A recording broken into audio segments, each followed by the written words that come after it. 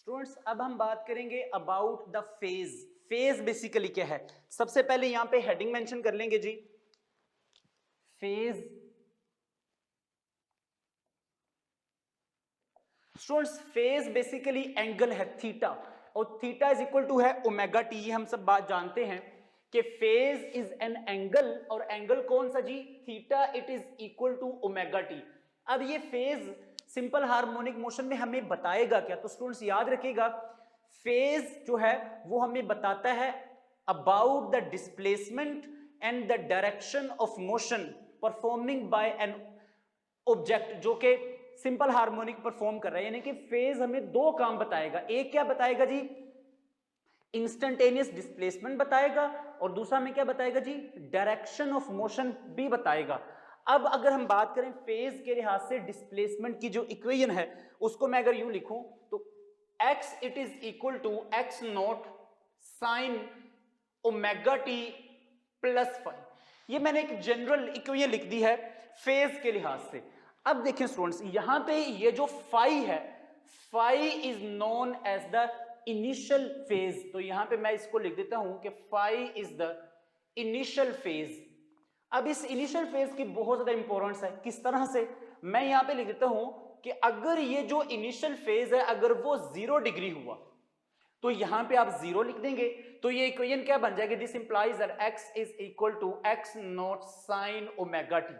लेकिन अब देखें स्टूडेंट्स, अगर इनिशियल फेज 0 डिग्री है तो इसका मतलब ये इक्वेशन जो है डिस्प्लेसमेंट जो है वो साइन का फंक्शन होगा, और जब भी ये कंडीशन बन गई तो इसका मतलब जो मोशन स्टार्ट हो रही है वो मीन पोजीशन से स्टार्ट हो रही है। तो मैं यहां पे मेंशन कर लेता हूं कि motion starts from the mean position. ये मैं लिख देता हूं शॉर्ट फॉर्म में कि from the mean position, mean position से मोशन स्टार्ट हो रही है। लेकिन अगर ये जो इनिशियल फेज फाई है अगर वो 90 डिग्री हो जाए तो ये डिस्प्लेसमेंट की इक्वेशन क्या बन जाएगी जी, x is equal to x not. आप सारे स्टूडेंट्स जानते हैं कि अगर मैं यहां पे फाई की जगह पे 90 रख दूं तो ये क्या बन जाएगा जी, साइन 90 प्लस थीटा। और आप जानते हैं साइन 90 प्लस थीटा साइन नहीं रहता बल्कि वो कॉज में कन्वर्ट हो जाता है। तो ये इक्वेशन क्या बन जाएगी, x is equal to x not cos omega T. अब देखिए, डिस्प्लेसमेंट पहले साइन का फंक्शन था तो मोशन मीन से स्टार्ट हुई, अब डिस्प्लेसमेंट कॉज का फंक्शन है तो अब जो मोशन स्टार्ट होगी it will start from the extreme position. तो आप लिख लेंगे जी फ्रॉम द एक्सट्रीम पोजीशन। तो ये इन दो बातों का आपने ख्याल रखना है, इससे रेलेवेंट जो एमसीक्यू आएंगे आपने उनमें दो चीजों का ख्याल रखना है कि क्या डिस्प्लेसमेंट साइन का फंक्शन है, अगर ऐसा है तो मीन पोजीशन से स्टार्ट होगा, और अगर 90 डिग्री एंगल हुआ इनिशियल फेज का और डिस्प्लेसमेंट कॉज का फंक्शन हुआ तो आप जो मोशन स्टार्ट हो रही होगी that would B from the extreme position. Students अब दो आर्टिकल्स हैं, दो आर्टिकल कौन कौन से हैं, दो टॉपिक कौन कौन से हैं, एक है सिंपल पेंडुलम का और एक है हॉरिजॉन्टल मैस स्प्रिंग सिस्टम का। हमने दोनों आर्टिकल्स को कंबाइन लेके चलना है ताकि आपको दोनों चीजें समझ आ जाएं। इस तरह से आपका टाइम भी सेव होगा, आपको चीजें ज्यादा कंपैरिजन करने में भी आसानी हो जाएगी। मतलब कैसे, सिंपल पेंडुलम के एक्सेलरेशन निकालेंगे उसी तरह से हम हॉरिजॉन्टल मैस स्प्रिंग सिस्टम का एक्सेलरेशन, इधर भी हम रिस्टोरिंग फोर्स निकालेंगे इधर भी रिस्टोरिंग फोर्स, सिंपल पेंडुलम का टाइम पीरियड इधर हॉरिजॉन्टल मैस स्प्रिंग सिस्टम का टाइम पीरियड। तो सारी चीजें कंबाइन पैरेलल में चलेंगी तो आपके लिए ज्यादा आसानी हो जाएगी। तो दोनों आर्टिकल्स को कंबाइन लेके चलना है। मैं यहां पे डायग्राम भी बना दूंगा, दोनों के डायग्राम, और कॉलम वाइज इसको लिखेंगे ताकि आपके लिए जरा आसानी हो जाए। तो यहां पे हेडिंग मेंशन कर लेंगे जी सिंपल पेंडुलम, और यहां पे इसका जो दूसरा कॉलम बना लेंगे that would be the horizontal mass spring system.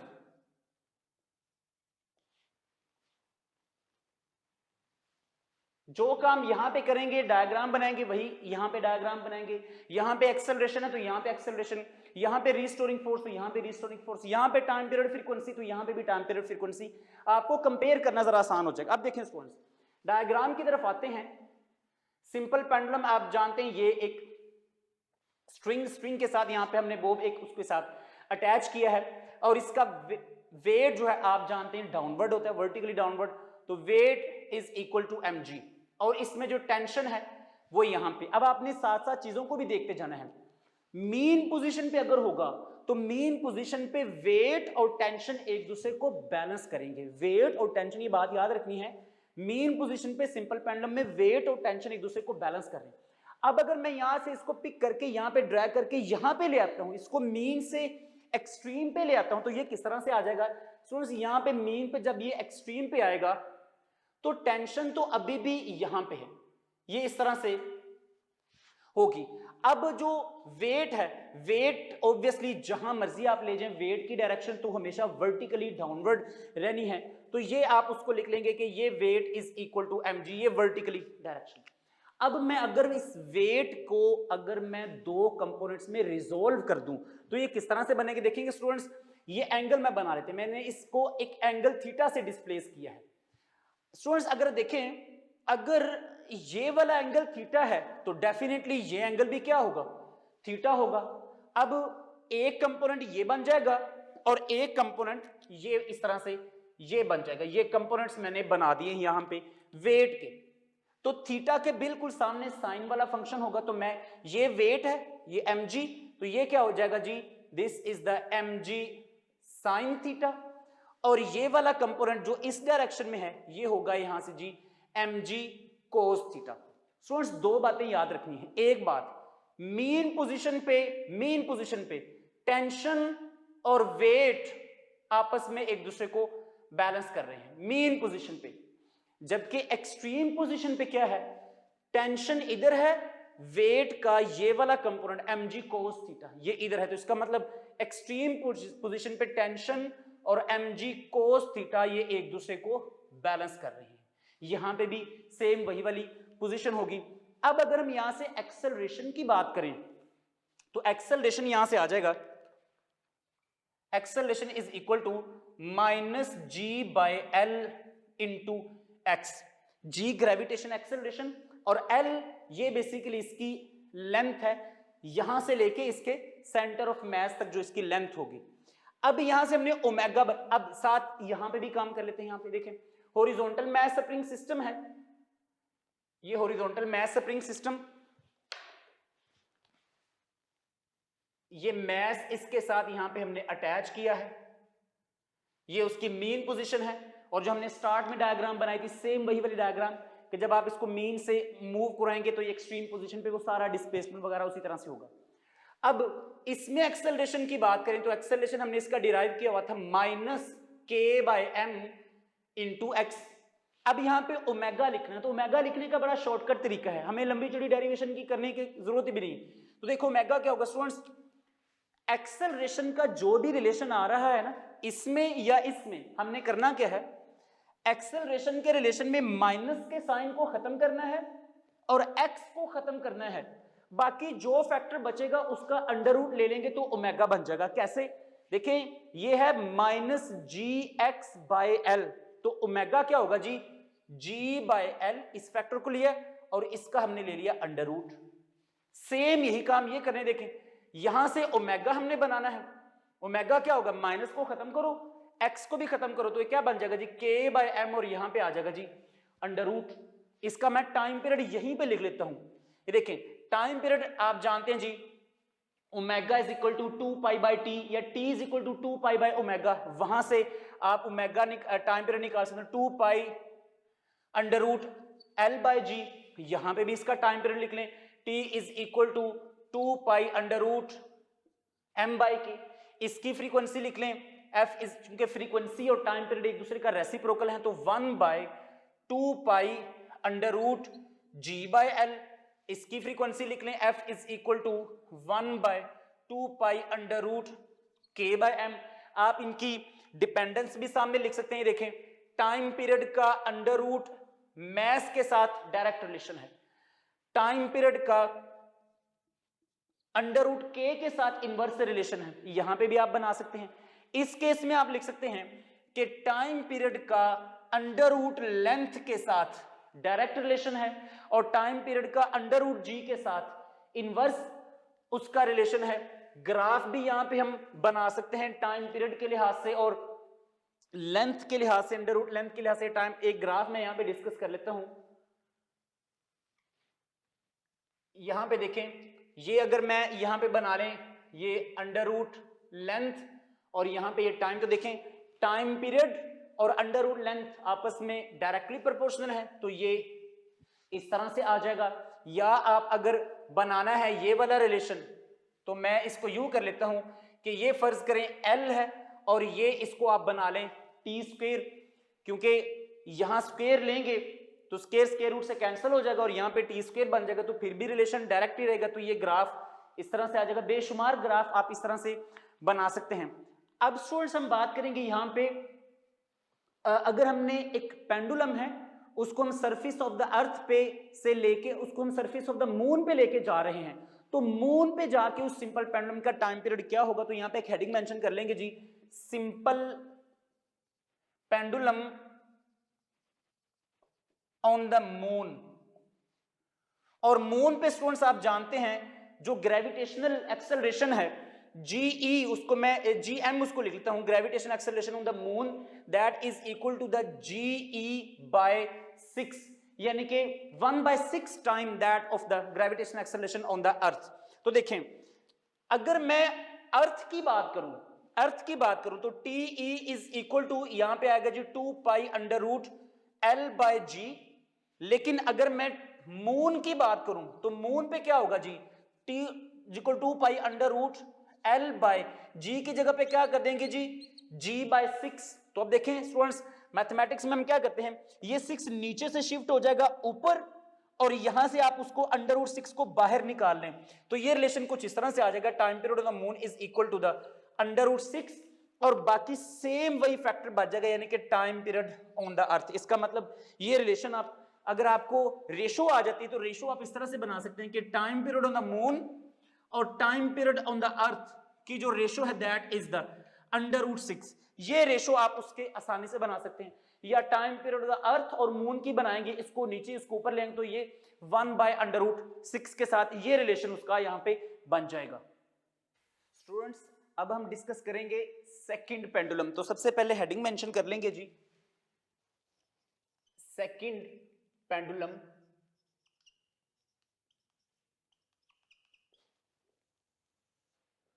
Second pendulum कौन सा पेंडुलम है, इसमें 2-3 इसकी कंडीशंस हैं, वो कौन कौन सी कंडीशंस ये हैं।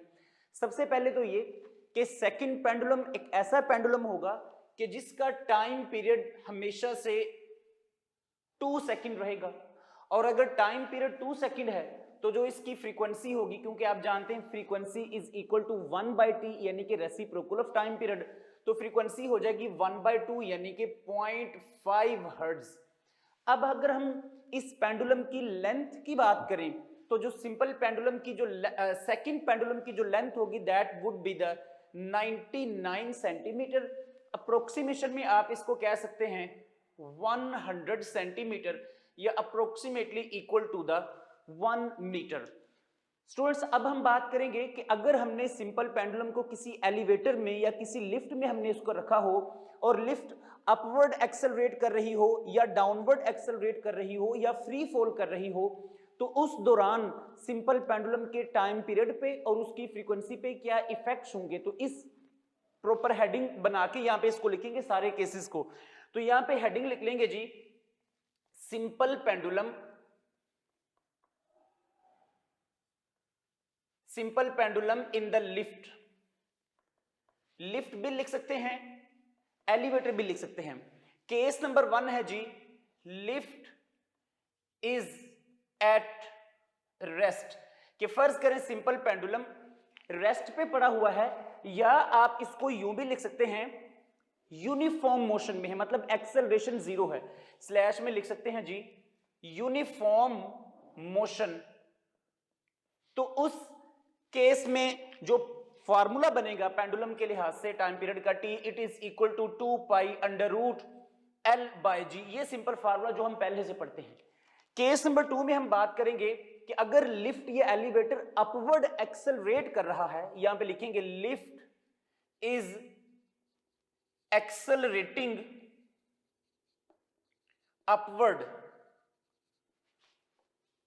विद द एक्सेलरेशन a, तो तब इसका जो फार्मूला होगा t it is equal to 2 pi under root l over. Students आपने चैप्टर नंबर 5 में रियल एंड अपेरेंट वेट के डिफरेंट केसेस पढ़े होंगे, वहीं से बात यहां पे हम इसको बनाएंगे कि जब वो अपवर्ड एक्सेलरेट कर रही होगी विद द एक्सेलरेशन a, तो जो इसके लिहाज से g होगा वो यहां पे बन जाएगा g प्लस a। अब देखिए नॉर्मल केस में यहां पे है g, लेकिन अब क्या हो गया जी g प्लस a, मतलब ये फैक्टर जो है वो पहले के मुकाबले में इंक्रीज हो गया है, तो इससे टाइम पीरियड क्या हो जाएगा यहाँ पे जी डिक्रीज। तो इसके रिजल्ट्स क्या हैं जी, इस केस में टाइम पीरियड इंक्रीज हो जाता है और फ्रीक्वेंसी जो है वो डिक्रीज हो जाती है। एरो अपवर्ड मतलब इंक्रीजिंग, एरो डाउनवर्ड मतलब decreasing.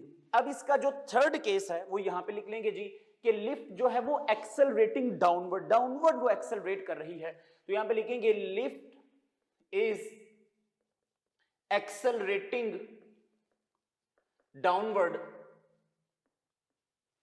With the acceleration a, तो फार्मूला क्या बन जाएगा जी, t it is equal to 2 pi under root l by g minus a आ जाएगा। अब देखें ये वाला जो फैक्टर है वो पहले के मुकाबले में रिड्यूस हो गया है, तो ये कम हो जाएगा तो टाइम पीरियड क्या कर जाएगा जी, बढ़ जाएगा। रिजल्ट ये निकला इस केस में टाइम पीरियड बढ़ जाएगा और जो फ्रीक्वेंसी है वो कम हो जाएगी।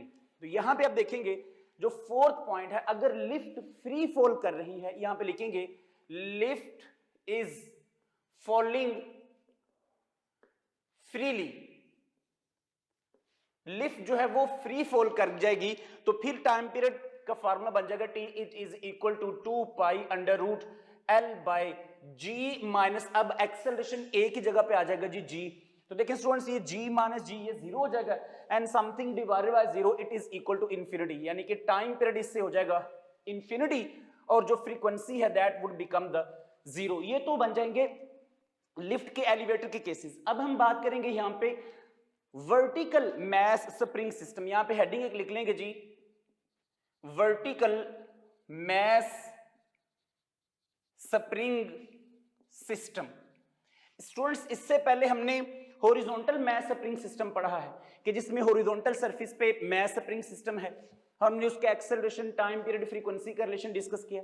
अब हम बात करेंगे एक vertical mass spring system just like this, कि ये स्पोर्ट है और यहां पे इस तरह से ये वर्टिकल मैस स्प्रिंग सिस्टम और ये इसके साथ मैस एम हैंग कर दिया गया है और ऑब्वियसली इसका जो वेट होगा that would be the vertically downward.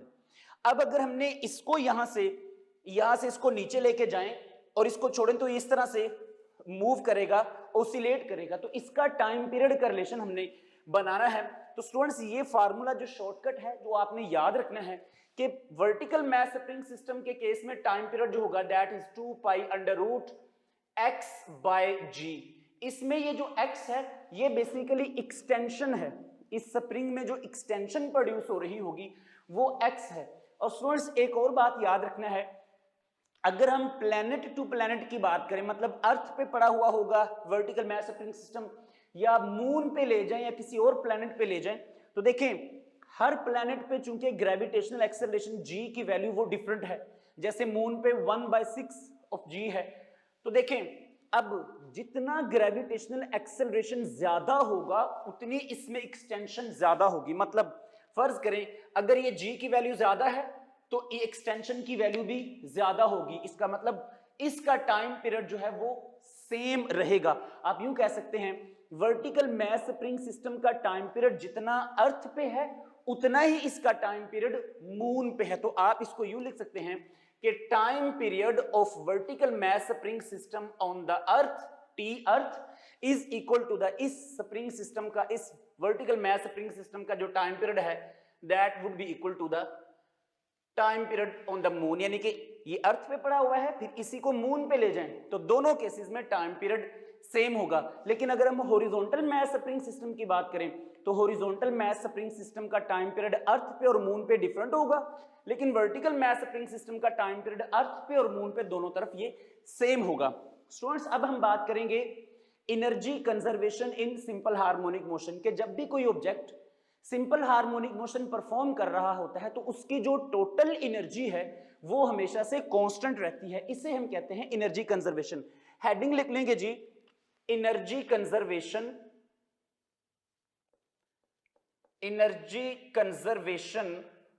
In simple harmonic motion. सबसे पहली तो बात यह है कि टोटल एनर्जी हमेशा से कंजर्व रहेगी। टोटल एनर्जी को मैं इस तरह से लिख लेता हूं कि टोटल एनर्जी जो बेसिकली है half k x naught square, it is equal to the constant या कंजर्व्ड। अब अगर हम बात करें काइनेटिक एनर्जी इंस्टेंटेनियस और पोटेंशियल एनर्जी इंस्टेंटेनियस की, तो इसको लिख लेते हैं kinetic energy instantaneous that is equal to the half k x naught square 1 minus x square over x naught square, ये इंस्टेंटेनियस काइनेटिक एनर्जी। और पोटेंशियल एनर्जी इंस्टेंटेनियस का फार्मूला आप जानते हैं जी, हाफ के एक्स स्क्वायर। अब हम बात कर लेंगे कि काइनेटिक एनर्जी और पोटेंशियल एनर्जी जो इंस्टेंटेनियस हैं ये मीन पोजीशन पे और एक्सट्रीम पोजीशन पे कितनी होंगी, क्योंकि टोटल एनर्जी ने तो हर जगह पे कांस्टेंट रहना है। तो यहां पे लिख लेंगे जी at mean position. Mean position का मतलब है that is at x it is equal to 0, x is equal to 0 पे देखें। अब ये वैल्यू जब आप x इज इक्वल टू 0 इस इक्वेशन में सब्स्टिट्यूट करेंगे तो देखें ये 0 हो जाएगा, तो 1 माइनस 0 ये 1 हो जाएगा, फैक्टर सारा 1 को इससे मल्टीप्लाई करेंगे तो इसका मतलब ये मैक्सिमम एनर्जी बन जाएगी। तो आप लिख सकते हैं इस जगह पे काइनेटिक एनर्जी मैक्सिमम हो जाएगी और वो कितनी हो जाएगी जी, हाफ के एक्स नॉट का स्क्वायर। स्टूडेंट यहां से छोटे छोटे एमसीक्यू लेकिन बड़े इंपॉर्टेंट है, जरा देखिएगा। मीन पोजीशन पे काइनेटिक एनर्जी मैक्सिमम हो गई है और वो मैक्सिमम कितनी हुई है जी, हाफ के एक्स नॉट का स्क्वायर। और टोटल एनर्जी कितनी है जी, वो भी हाफ के एक्स नॉट का स्क्वायर। इसका मतलब मैक्सिमम काइनेटिक एनर्जी जो होगी that would be equal to the total energy. अब हम यहां पे बात कर लेंगे इसी जगह पे at x is equal to 0 पे पोटेंशियल एनर्जी। तो जब आप x इज इक्वल टू 0 रखेंगे तो जो पोटेंशियल एनर्जी इस जगह पे बनेगी मीन पोजीशन पे that would be equal to the 0। अब हम बात कर लेंगे एक्सट्रीम पोजीशन पे, तो लिखेंगे at extreme position that is at x is equal to the x naught. x is equal to x naught पे क्या बन जाएगा जी, जरा देखिएगा। जब मैं यहां पे x की जगह पे x नोट रख दूंगा तो देखें अगर मैं यहां पे x नोट रख दूंगा तो ये कैंसिल होके 1 हो जाएगा और 1 माइनस 1 0, तो ये सारा फैक्टर क्या हो जाएगा जी, 0। इसका मतलब इस एक्सट्रीम पोजीशन पे काइनेटिक एनर्जी 0। लेकिन अगर हम पोटेंशियल एनर्जी की बात करें तो x की जगह पे x नोट रखें तो ये क्या बन जाएगी, मैक्सिमम। तो ये आ जाएगा जी half k x note square, यानी कि ये बन जाएगी यहां पे जी टोटल एनर्जी। याद रखिएगा स्टूडेंट्स कि टोटल एनर्जी हर पॉइंट पे हर इंस्टेंट पे हमेशा से कंजर्व रहेगी, कांस्टेंट रहेगी। जो वेरिएशन आ रही है वो काइनेटिक एनर्जी में और पोटेंशियल एनर्जी में आ रही है पॉइंट टू पॉइंट, जब हम मूव कर रहे होते हैं मीन से एक्सट्रीम या एक्सट्रीम से मीन। अब यहां पे इससे रिलेटेड कुछ एमसीक्यू डिस्कस कर लेते हैं जी। एमसीक्यू है जी, हमने बताना है वो डिस्टेंस। मैं यहां पे स्टेटमेंट लिख लेता हूं, at what distance potential energy instantaneous is equal to the 3/4 of the kinetic energy maximum। हमने बेसिकली क्या बताना है जी, हमने x बताना है, डिस्टेंस बताना है जहां पे इंस्टेंटेनियस पोटेंशियल एनर्जी किसके इक्वल हो जाती है जी, 3/4 of kinetic energy maximum. Students इसको सॉल्व करने की टेक्निक बिल्कुल सिंपल है, कोई लंबी चौड़ी कैलकुलेशन नहीं है। जिस तरह से एग्जामिनर ने कहा है, जो स्टेटमेंट में लिखा है वैसे उसकी इक्वेशन बना दें। कैसे, आइए जरा देखते हैं।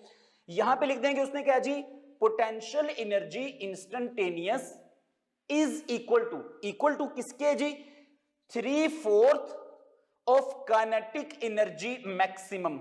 अभी तक मैंने जो स्टेटमेंट में लिखा है उसको देख के एक इक्वेशन बना दी है। अब आप इन इक्वेशंस के लिहाज से फैक्टर्स की वैल्यूज रखते हैं। ये देखें क्या बनेगा जी, पोटेंशियल एनर्जी इंस्टेंटेनियस का फार्मूला होता है जी half k x square is equal to 3/4 और काइनेटिक एनर्जी मैक्सिमम का फार्मूला आप जानते हैं जी हाफ के एक्स नॉट का स्क्वायर।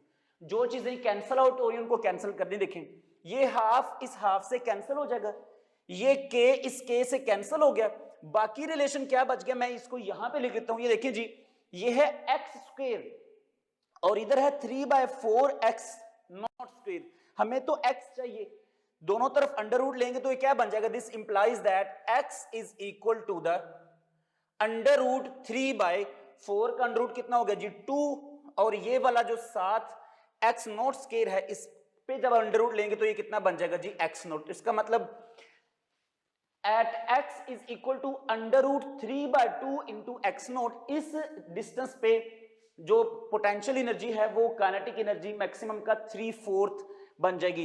इससे रिलेटेड बेशुमार एमसीक्यू आप यहां पे कर सकते हैं। कुछ एमसीक्यू यहां से डिस्कस करते हैं जी, एमसीक्यू है बल्कि ये शॉर्ट पॉइंट है, ये आपने याद रखने हैं। जैसे अभी हमने प्रीवियस बात की थी, ये कुछ शॉर्ट पॉइंट मैं आपको लिखवा रहा हूं, इंपॉर्टेंट भी आप इसको लिख सकते हैं कि at x is equal to x naught by 2, यानी कि मिड पे एक्सट्रीम और मीन के मिड पॉइंट के ऊपर जो काइनेटिक एनर्जी होगी that would be equal to the 3/4 of total energy, और इसी जगह पे जो पोटेंशियल एनर्जी होगी that would be equal to the 1/4 of total energy. ये कुछ शार्ट फार्मूला हैं, सिंपल फैक्ट्स हैं जो आपने याद रखनी, इनको आप डिराइव भी कर सकते हैं। इसको आप यूं लिख सकते हैं कि काइनेटिक एनर्जी इस जगह पे टोटल एनर्जी का 75% होगी, इस तरह से भी ये पेपर में आ सकता है, और 1/4 का मतलब है 25%। तो लिखा जा सकता है कि ये जो पोटेंशियल एनर्जी है ये x नॉट बाय 2 पे 25% ऑफ द टोटल एनर्जी होगी। एक और इंपॉर्टेंट रिजल्ट आप इससे बना सकते हैं कि at x is equal to the x naught by under root 2, यहां पे जो काइनेटिक एनर्जी होगी और जो पोटेंशियल एनर्जी होगी वो दोनों सेम हो जाती है। पेपर में सिंपल क्वेश्चन भी आ सकता है कि किस डिस्टेंस पे काइनेटिक एनर्जी और पोटेंशियल एनर्जी दोनों सेम हो जाती हैं, तो वो x naught by under root 2 पे है। अक्सर स्टूडेंट समझते हैं कि शायद मीन मिड पोजीशन पे, कि मीन और एक्सट्रीम के बिल्कुल मिड पे शायद ये दोनों एनर्जीज इक्वल होंगी, तो ऐसा नहीं है। मिड पोजीशन पे ये रिजल्ट्स हैं और x naught by under root 2 पे ये दोनों इक्वल होती हैं, और आप इसको लिख सकते हैं कि this would be equal to the 50% of the total energy, यानी कि काइनेटिक भी 50% ऑफ टोटल एनर्जी, पोटेंशियल भी 50% ऑफ द टोटल एनर्जी। तो ये आप इससे रिलेटेड बेशुमार एमसीक्यू यहां से बना सकते हैं। स्टूडेंट्स एक ग्राफ डिस्कस करते हैं जो कि काइनेटिक एनर्जी और पोटेंशियल एनर्जी की वेरिएशन शो करेगा with respect to the distance. तो यहां पे एक हॉरिजॉन्टल लाइन लगा लेंगे, ये x इज इक्वल टू 0, ये x is equal to x naught maximum position, ये x is equal to x naught यानी कि एक्सट्रीम पोजीशन मैक्सिमम पोजीशन। सबसे पहले हम बात करेंगे काइनेटिक एनर्जी की। देखिए स्टूडेंट्स अभी हमने डिस्कस किया एक्सट्रीम पोजीशन पे काइनेटिक एनर्जी 0 होगी, लेकिन जैसे जैसे आप एक्सट्रीम से मीन की तरफ आएंगे तो काइनेटिक एनर्जी इंक्रीज होती जाएगी। तो ये देखें ये ग्राफ कुछ इस तरह से बनेगा, यहां पे ये 0 है एक्सट्रीम पे, मीन की तरफ आएंगे तो काइनेटिक एनर्जी बढ़ती जाएगी, यहां पे आके मैक्सिमम हो गई। अब मीन से एक्सट्रीम की तरफ जाएंगे तो काइनेटिक एनर्जी दोबारा फिर कम होती जाएगी और कम होते होते यहां पे आके ये 0 के इक्वल हो जाएगी। ये तो बन जाएगा ये वाला जो ग्राफ है ये काइनेटिक एनर्जी इंस्टेंटेनियस का ग्राफ। अब हम बात करें इसी जगह पे पोटेंशियल एनर्जी का, तो आप जानते हैं पोटेंशियल एनर्जी एक्सट्रीम पोजीशन पे मैक्सिमम होती है और मीन पोजीशन पे आके वो 0 हो जाती है। तो ये ग्राफ कुछ इस तरह से बनेगा, यहां से अगर हम इसको स्टार्ट करें तो ये ग्राफ देखें यहां पे आके मीन पे 0 हो गई पोटेंशियल एनर्जी, लेकिन मीन से एक्सट्रीम की तरफ जाएंगे तो पोटेंशियल एनर्जी यहां से इंक्रीज हो जाएगी। तो ये जो रेड लाइन है ये बेसिकली पोटेंशियल एनर्जी को शो कर रही है। और आप जानते हैं कि टोटल एनर्जी तो हर जगह पे हर इंस्टेंट पे हमेशा से कांस्टेंट रहेगी, तो उसके लिए मैं एक हॉरिजॉन्टल स्ट्रेट लाइन यहां पे शो कर दूंगा। ये लाइन बेसिकली शो कर रही है टोटल एनर्जी को, और टोटल एनर्जी हर जगह पे हमेशा से क्या रहेगी जी कांस्टेंट रहेगी। ये तो बेसिकली एनर्जी और उसकी कंजर्वेशन से रिलेटेड है। स्टूडेंट्स आपने इन आर्टिकल्स को अपनी बुक से भी देखना है, कंसल्ट करना है, वहां से जो इंपॉर्टेंट लाइंस होंगी उनको आपने लाजमी अंडरलाइन कर लेना, ताकि अगर वो बुक की लाइन से क्वेश्चन उठाता है तो आप उसको आसानी से एडजस्ट कर सकें। अब हम बात करेंगे यहां पे रेजोनेंस और डैंपिंग का आपस में रिलेशनशिप क्या है। तो हेडिंग मेंशन कर लेंगे जी damping and resonance. Damping and resonance. Short form में यूं कह सकते हैं कि damping basically loss of energy उसकी वजह बन जाती है, और रेजोनेंस की अगर हम बात करें तो ये दोनों टर्म्स एक दूसरे का रेसिप्रोकल हैं। एक ग्राफ यहां पे हम बनाएंगे, फर्ज करें हमारे पास 3 डिफरेंट सिस्टम्स हैं, हमने उन सिस्टम्स के एम्पलीट्यूड और उनकी फ्रीक्वेंसी का ग्राफ बनाना है। तो y एक्सिस पे यहां पे ले लेंगे एम्पलीट्यूड और x एक्सिस पे यहां पे होगी जी फ्रीक्वेंसी। तो 3 डिफरेंट सिस्टम है, फर्ज करें ये उनके सिस्टम्स का ग्राफ कुछ इस तरह से है। ये फर्स्ट सिस्टम है, सपोज ये सेकंड सिस्टम है, सपोज ये थर्ड सिस्टम है। ये फर्स्ट सिस्टम, ये सेकंड है और ये थर्ड सिस्टम है। और अगर हम यहां पे बात करें तो ये थर्ड सिस्टम का मैक्सिमम एम्पलीट्यूड, ये सेकंड सिस्टम का मैक्सिमम एम्पलीट्यूड, ये फर्स्ट सिस्टम का मैक्सिमम एम्पलीट्यूड। अगर मैं इसको यहां पे एक डॉटेड लाइन से शो कर दूं तो स्टूडेंट्स, जिस वो फ्रीक्वेंसी जहां पे किसी भी सिस्टम का एम्पलीट्यूड मैक्सिमम हो जाए, उस कोरस्पॉन्डिंग फ्रीक्वेंसी को हम FR से यानी कि रेजोनेंस फ्रीक्वेंसी से हम डिनोट कर देते हैं।